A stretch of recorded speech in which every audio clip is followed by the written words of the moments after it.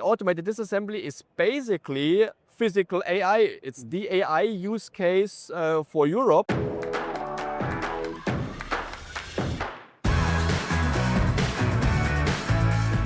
My name is Patrick Hübscher, and this is Circularity FM, the podcast about understanding, building, and managing circular business models.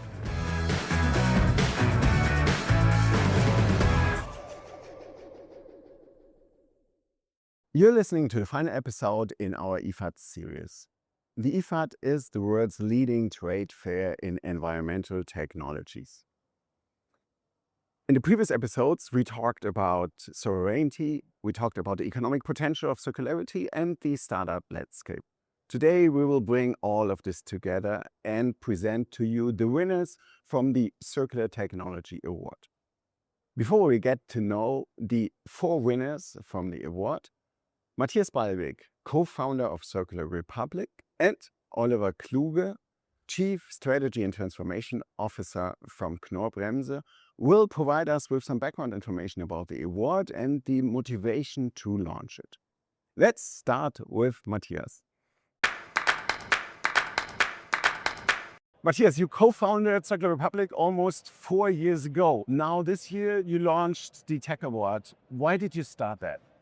The Tech Award was a joint idea with Knorr-Bremse. Knorr-Bremse is a classic German Mittelstand SME company, rather large one to be honest, that is really looking to build future-proof business. I think that's why we started talking. So we started to look into that space where are promising fields for international industry players based in Germany to innovate. Where does circularity offer innovation potential? Okay. And I guess you evaluated a couple of options. Why did you ultimately choose on these 2 fields? So we've chosen automated disassembly and critical raw material recycling, and it feels like the perfect point in time for both. So first, we are heading in a geopolitical time where obviously resource scarcity, especially around critical raw materials, is becoming hugely important. And that is building a market, that is building a business opportunity. And that's from the market pull side. And then on the other hand, there is now technology available that wasn't available 5 or 10 years ago. Robotics technology, really the S-curve is now tipping up. AI, similar. And automated disassembly is basically physical AI, if you will. It's the AI use case for Europe. So we might not be the global champions in every AI use case in Europe, but for automated disassembly we are, and it wasn't available 5 years ago even. Now in Europe you can have a robot arm disassembling products, even deciding whether screws are rusted or not, and acting accordingly.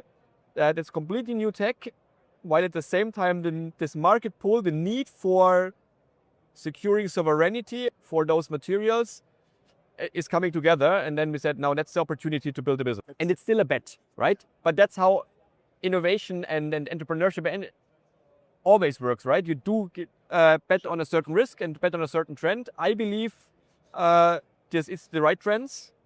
Sustainability together with geopolitical uncertainty are both not going to go away. The technology is now there, so let's catch the opportunity. Okay, wonderful.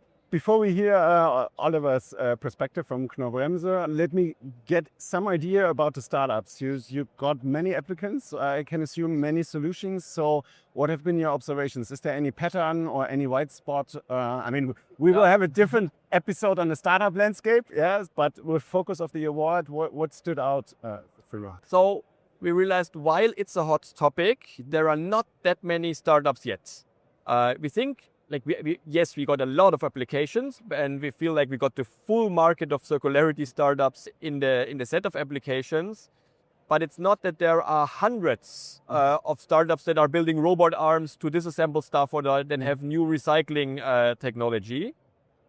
And that's maybe one finding. And the second one is you need a lot of complementary technologies. Quite a bunch of startups that are focusing on visioning, detecting what kind of material is it actually that this example, detecting the screw and deciding is it rusted. That's completely different also technology and skill sets than steering the subsequent robot arm, than doing any kind of hydrological, thermic or chemical or even mechanical recycling process in the end. And you need in any case to like a chain, right? Put a couple of startups next to each other to enable circularity in any kind of electronic or critical raw material value chain. It's not that there is one player doing everything. Okay. Well, Matthias, thanks for setting this up. I think it's, again, a huge contribution to the circular economy in Germany and Europe. And let's hope it will spark some additional innovation. Thank you. Thank you, and thank you for making the story so paradox. Oliver, we just learned from Matthias about the Tech Award, and Knorr-Bremse is the partner of this award. You're the Chief Strategy and Transformation Officer. Before we look at the award, can you say a few words about Knorr-Bremse? Yes, of course. So Knorr-Bremse is one of the leading technology and market leaders for braking systems for the truck and rail industry. We are in 100 locations, 30 countries. Last year, we made a revenue of 7.8 billion euro and a profit of 11.6% EBIT. So it's a pretty strong market leader with a lot of technology, with a lot of good engineers, and a lot of innovation in the truck and rail industry, yes. Okay, wonderful. Why did you decide to partner up with Circular Republic for the Tech Award? I mean, Circular Republic is, from our point of view, connected with the TU Munich, and we got this connection with our research where I looked who could be a good partner, and Circular Republic is definitely one of the organizations which could facilitate us to open us the network within the circular economy startup and also scale up a community. And that was one of the reasons to get there also good expertise, good people, which could open up this field for us. And the topics, the two topics with the two awards, how much are they relevant for you? Actually, we selected, of course, or we searched within the green tech area a lot of topics where we thought that could be of interest. Also, where we in Knorr-Bremse have at least some kind of, I don't want to say nucleus, but we have a reman business, which is, of course, something which we can build up on. And because of this nucleus, on the one hand, for this automated dismantling, but also on the other hand, with the critical raw material recovery, where we also see in our supply chain that this is a very important topic within circularity, where we thought that's a potential field for us to analyze if this is for Knorr-Bremse maybe a potential business field. Sounds interesting. So you now do not only award prize money, or the awards does not only award prize money, but also a POC, a partnership with Knorr-Bremse. Why did you do that? Because our intention is not only to award now money to some great guys, who had, and we saw a lot of great innovations, but we also want to implement it, not only talking and having nice concepts, and we saw a lot of startups which have great ideas, but are not in this implementation status, where we thought that's a point to make it into reality, and also where we actually can benefit, of course, within our industry, within our operations, to use these concepts and implement it. And maybe there's even the risk that you will do even more POCs with the other startups. But the risk, it's a chance. It's a chance if we see that there are some other ideas which make sense, and we saw a couple of ideas. We say it could also make sense to look into POCs with them. But let's see. We want to start with two, and because it's not our home turf, to be honest, and it's for us. A little bit more, of course, an experiment, but we want to look into this and we want to also learn. That's also why we are doing this POC, to learn what they are doing, how this can benefit the Knorr-Bremse AG. You said there have been many really interesting startups you screened. At the same time, is there a field that is missing, or like an approach where I said, like to the future founders out there, this is an opportunity. Here we have a challenge and someone should pick that up. Actually, because our two topics were so concrete, I thought it was not really a question of not enough innovative ideas. For me, it was more, maybe not astonishing, but as I said, also why we do the POC, the implementation. Yeah, they have good ideas. Of course, they maybe lack people who support them so they can really get into reality. Yeah. And that's for me even more important there, that this is something what we saw that is missing. Why we also with this award and with the POC hopefully can give them a little bit of push, yeah, that they can be successful in the future. Yeah. Yeah, it's an amazing contribution to the community, Oliver. Thanks. And I'm super curious. I mean, we're talking now before the award celebration and curious how the startups will react, and wish you all the best with the POC. Thank you very much. Thanks a lot. Xavier, you're the CTO of R3 and just won the Tech Award. Congratulations to that. What's the problem you're solving?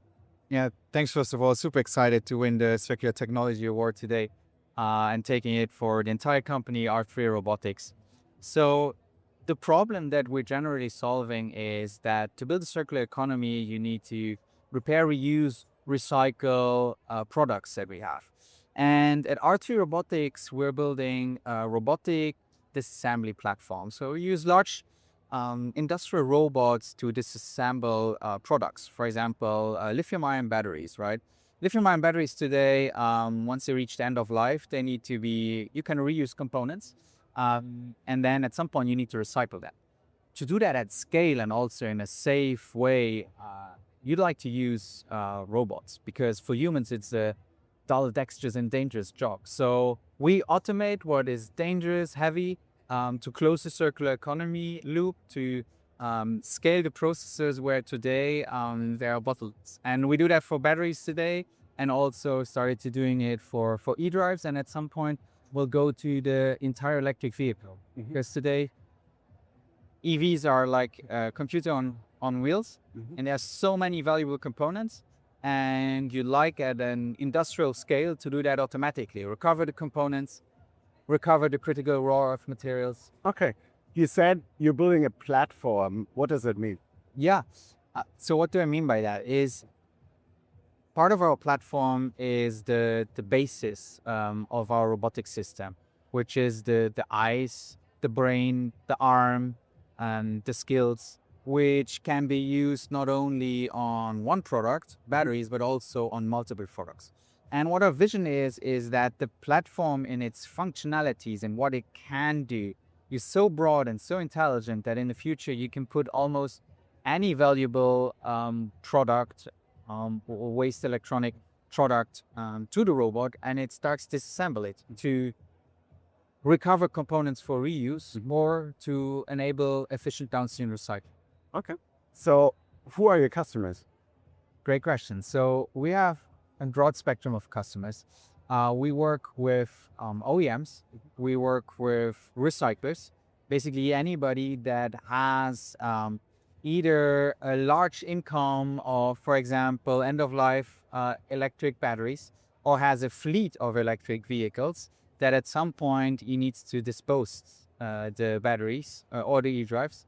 And our robots disassemble either as a robot as a service, so not in our facilities, but our customer facilities, the robots disassemble, or you can use also our facilities where we disassemble your products for you. Xavier, I'm pretty sure there will be huge demand for the kind of solutions you're building. So congratulations again, and thanks for sharing the overview of your product. Yeah. Thank you. Tommaso, congratulations for the award. Tell us a bit about Hiro. What's the problem you're solving? I mean, Hiro Robotics is an Italian-based company. We are working on robotics and AI for electronic waste disassembly. The problem today is that even if we use electronic devices every day and every day we throw that in the garbage, the way we are disassembling them is the same of 100 years ago. Either they manually disassemble them, which is good for the recovery rate of the material, but it's not scalable and it's slow. Either they shred everything together, but you lost a lot of percent of material. Almost the 25% of the material is lost. Even if you have pollutant within the electronic device, you are going to pollute all the material that you could recover.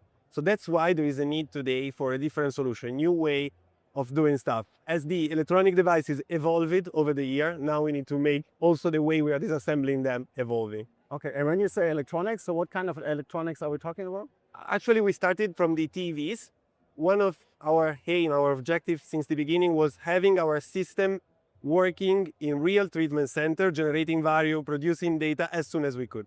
So, and we succeeded in this. We are one of the few companies working in automation for disassembling that already has market traction and full working plans.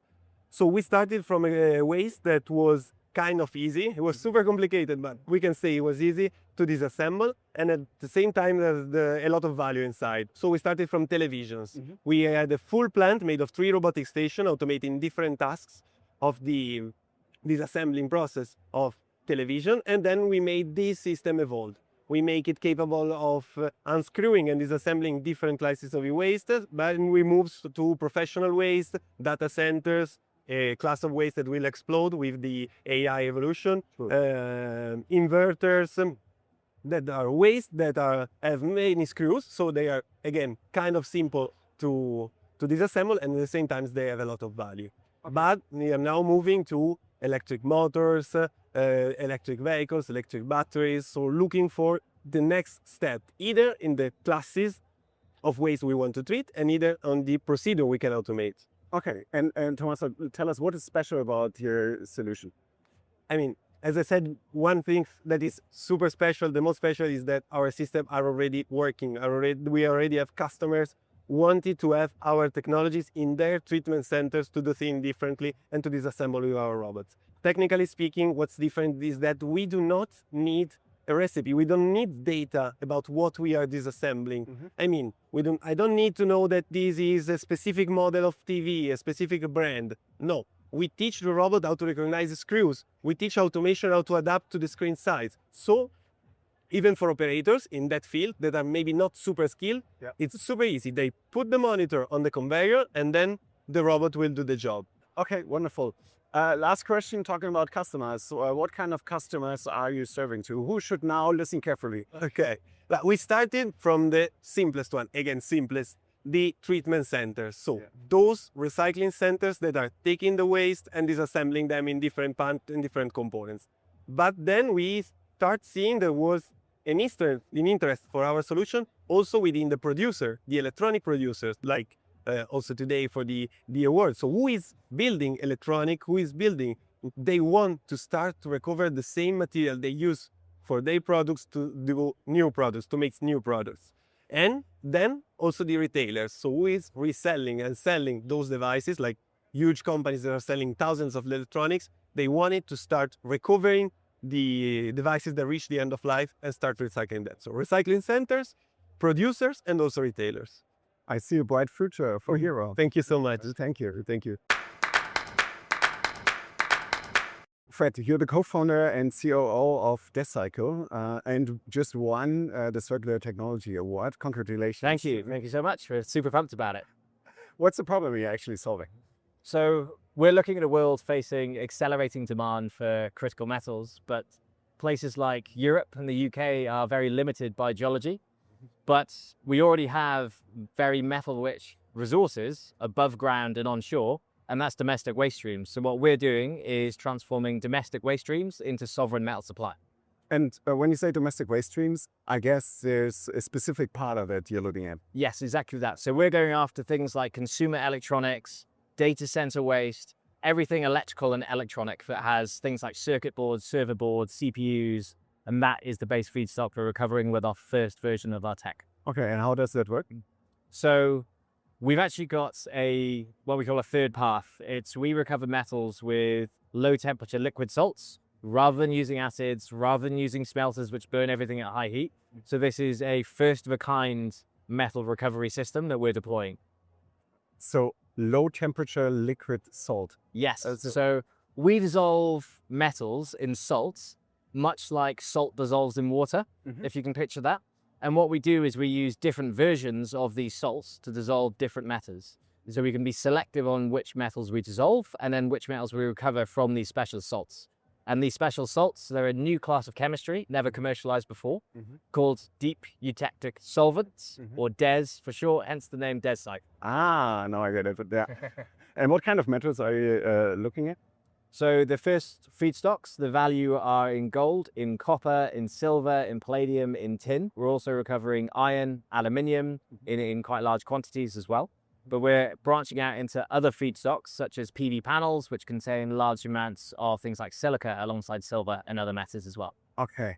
And where do you sit in the value chain? So what's the input material you get and what's then the output you can sell? So we are a midstream metal recovery technology, replacing the role of smelting in the reverse supply chain.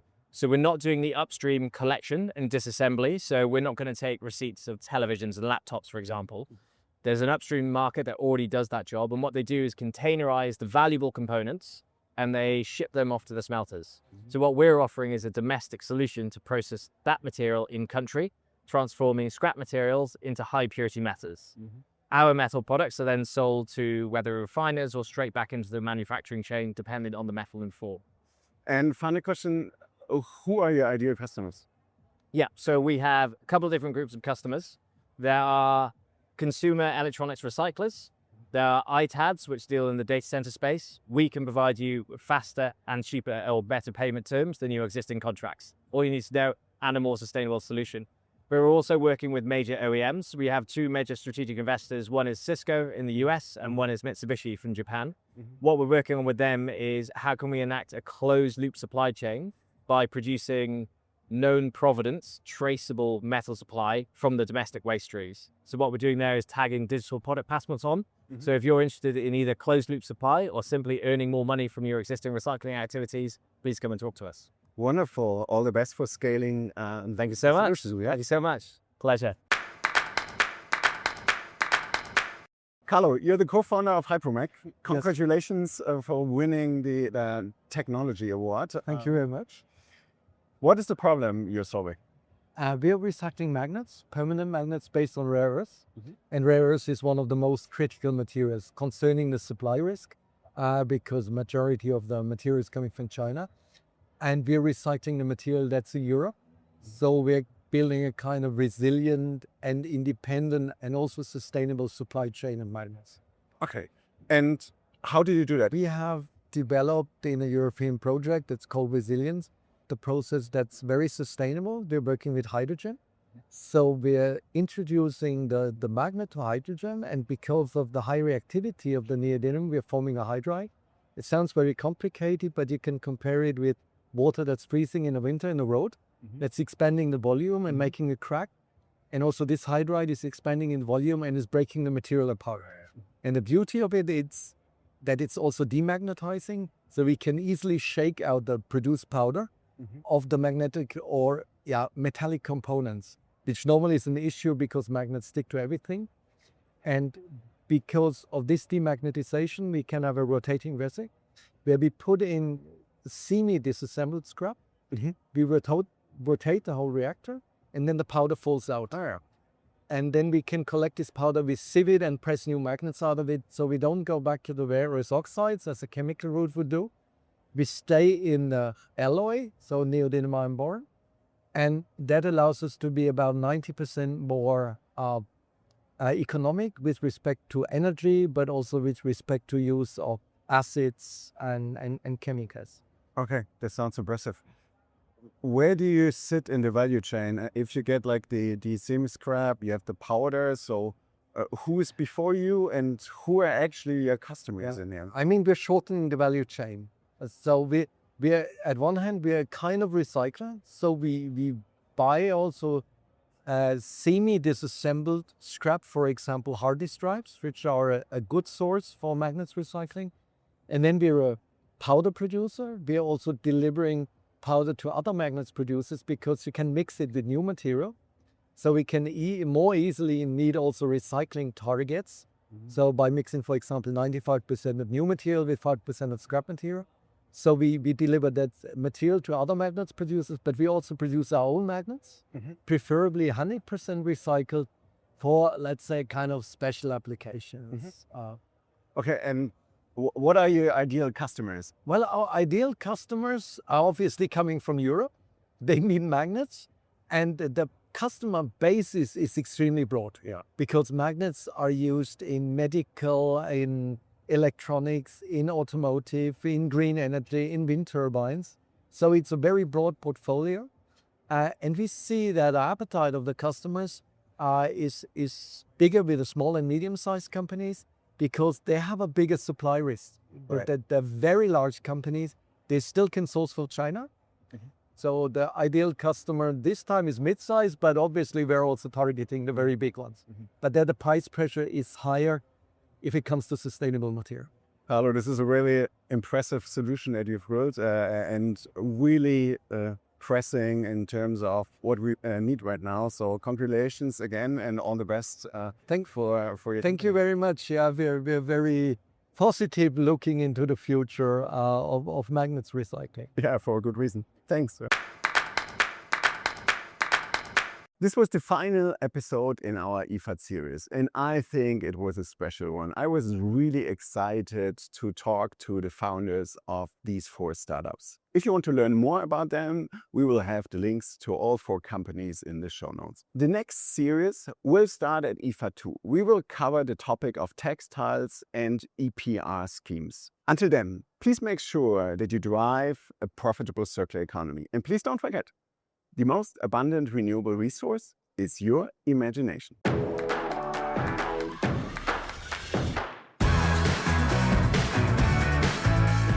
My name is Patrick Hübscher, and this is Circularity FM, the podcast about understanding, building, and managing circular business models.